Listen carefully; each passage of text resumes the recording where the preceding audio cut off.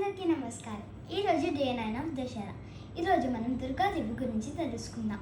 దేవుడికి పవర్ కావాలంటే ఋషులు హోమం చేయాలంటే బ్రహ్మ రాసిన వేదాలు కావాలి.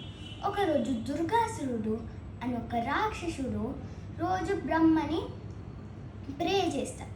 దాని తర్వాత బ్రహ్మని అన్ని వేదాలు కావాలని కోరుకుంటారు.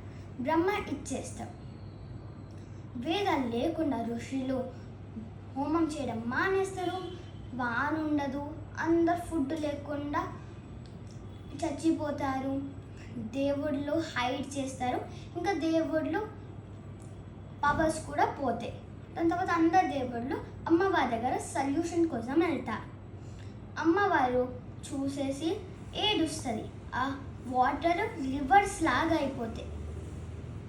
దాని తర్వాత అమ్మవారు ఫస్ట్ అందరికీ ఫుడ్ ఇస్తుంది. దాని తర్వాత అమ్మవారు ఇంకా అందరు దేవతలు కలిపి దుర్గాసురుడిని చంపేసింది. అందుకే మనం అమ్మవారిని దుర్గాదేవిలాగా పూజ చేస్తాము.